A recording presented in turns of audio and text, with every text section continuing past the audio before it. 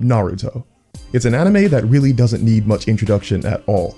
It sold over 235 million manga copies worldwide, topped the New York Times bestseller list multiple times, and is the third best-selling manga series ever. Whether you love it or hate it, we all know it. It's the story of, ding ding ding, you guessed it, Naruto, a young demon fox who goes about life in the form of a little boy. His father, a much bigger fox, attacked a village of ninja, causing widespread death and destruction.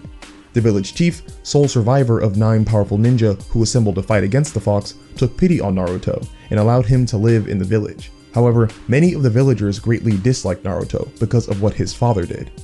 Oh, wait, sorry about that. What you just heard me read off was the synopsis to the original pilot manga that Masashi Kishimoto published in 1997.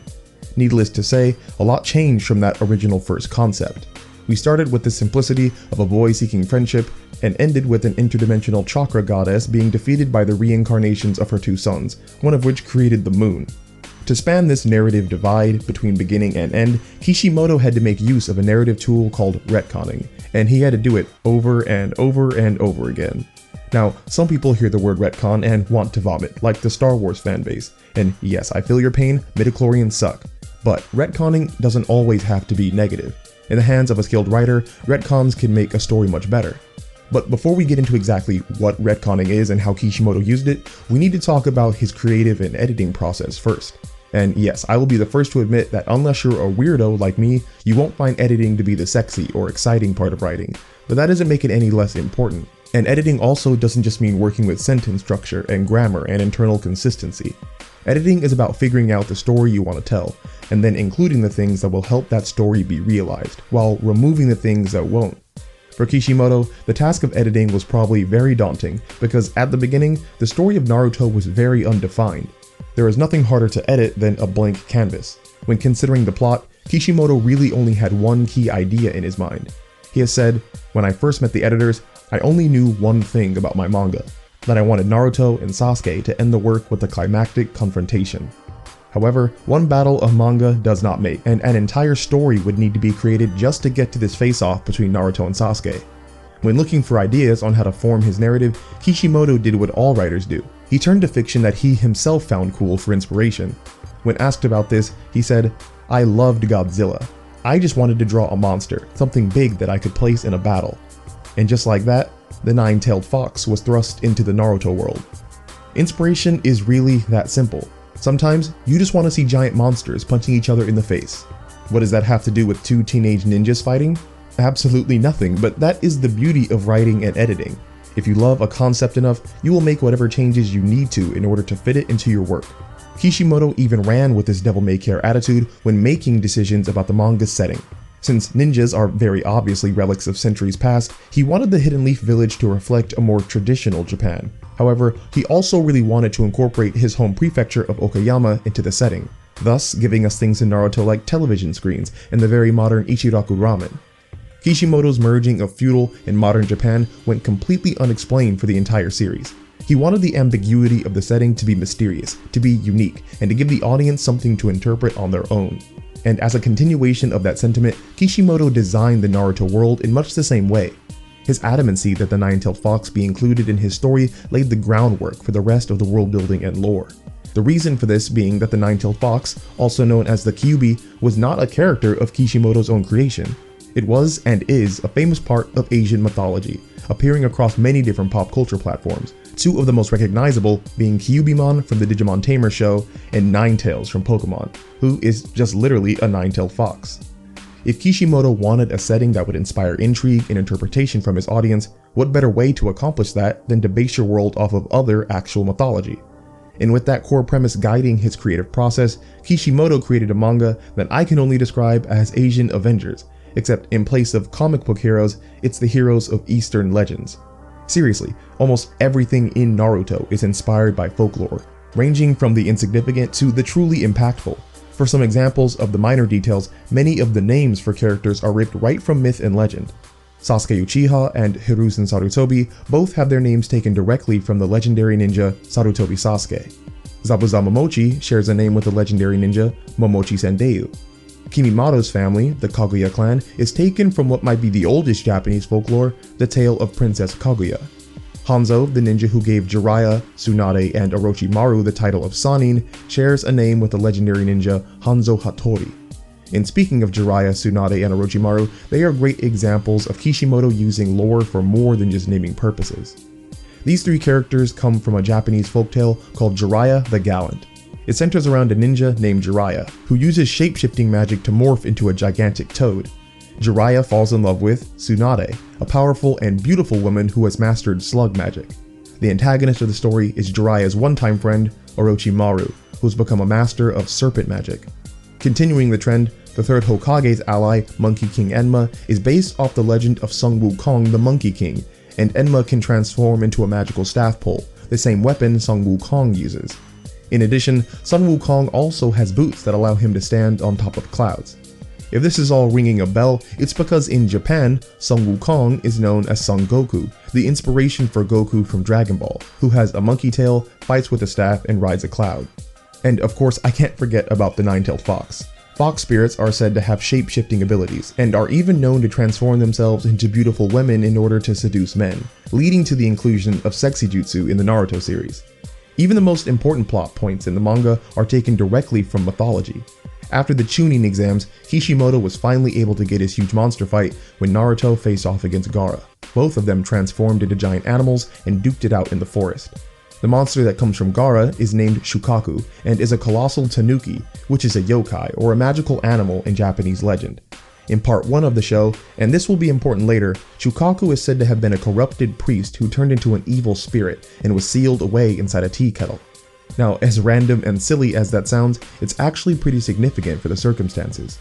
In folklore, tanukis are actually rivals to foxes, inspiring the events of the fight between Naruto and Gaara.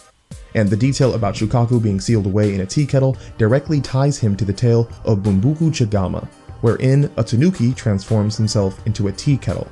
This entire battle, the climax of dozens of episodes and an entire arc of storytelling, is one big combination of mythologies. But again, none of this background information is ever explained within Naruto, because that wasn't what Kishimoto desired. He didn't want the lore to become the focus of the manga. As a writer, he was always fixated on the characters and the messages they embodied. He has said, "As I wrote Naruto, I found myself really caring for the characters I created, and I wanted to bring even more detail to their lives on the page. I'm afraid I tended to write even parts that the story didn't require with great care, which was one factor in making the series as long as it did." Even with the addition of so many different contributing inspirations, Kishimoto wanted to keep the focus of the manga on how people accept each other despite their differences. That message remained at the core of the story from the pilot chapter all the way until the manga was fully written. Naruto having the malicious demon trapped inside of him was Kishimoto's way of representing that we are born with aspects of ourselves that we do not choose, and are sometimes products of situations that aren't ideal, but that shouldn't stop us from becoming close to one another.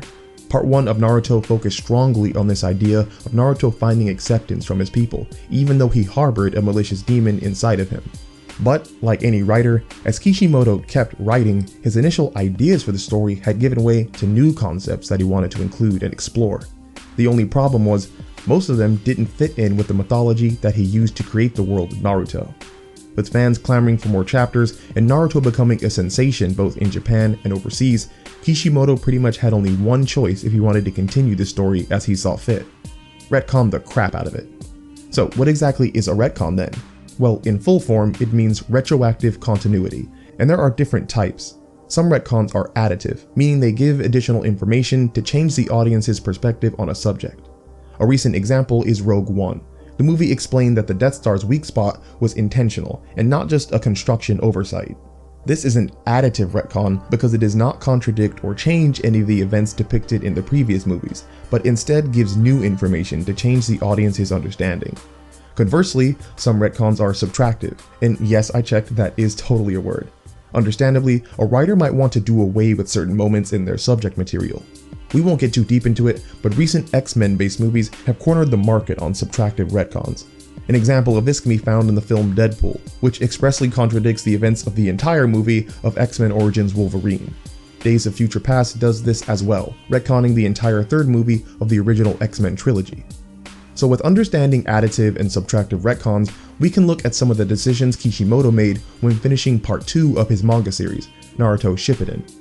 Just like in part 1, a large source of inspiration for Shippuden's plot came from wanting to include huge monsters. Instead of focusing on just Naruto and his relationships, Kishimoto wanted Shippuden to revolve around the relationship between the monsters and people of his world, and how the power of these monsters would be used. But like I said, there was a bit of a problem, since the only two monsters the audience had ever seen up until this point, the KYUUBI and Shukaku, were pretty objectively evil. How could anyone form relationships with them? Well, if you are this far into this video, the answer will most likely be very obvious: retcons. Instead of trying to create new events to make the monsters less evil, Kishimoto additively retconned their backstories to give a reason for why they behaved in such a way. Instead of the nine-tailed fox attacking the Hidden Leaf village of his own accord, the retcon became that he was mind-controlled into doing it by another villain. Kishimoto also retconned that the reason the KYUUBI seemed so evil throughout part 1 of the manga was because the negative yang half of the fox was sealed inside Naruto, while the positive yin half was sealed inside someone else. Shukaku, the giant tanuki, also received changes to his backstory. Instead of being the vengeful ghost of a priest, Shukaku was retconned to have been sealed inside of a priest against his will, and kept hidden from society.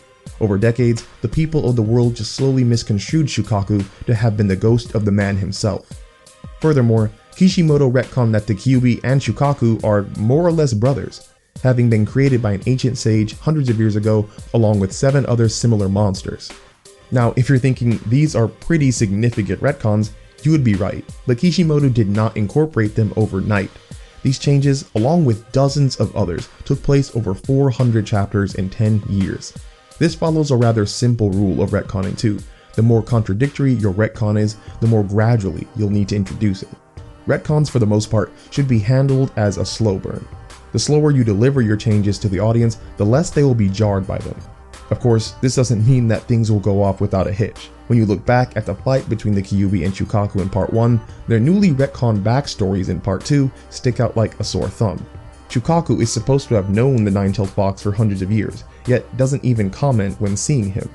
This kind of thing is always the risk you run when writing retcons, so be mindful when using them yourself. But even still, when handled correctly, retcons are a great tool for a writer to have at their disposal. Sure, the best case scenario is that you can plan out your story from start to finish with no problem. But as you grow as a writer, or just as a person, you may want to make changes to aspects of your narrative that have been firmly established. And if you are still a bit doubtful about the usefulness of retcons, I will leave you with a tidbit of information that just might sway your mind. Let's turn our attention away from Naruto and towards another ultra-famous fictional series, Batman.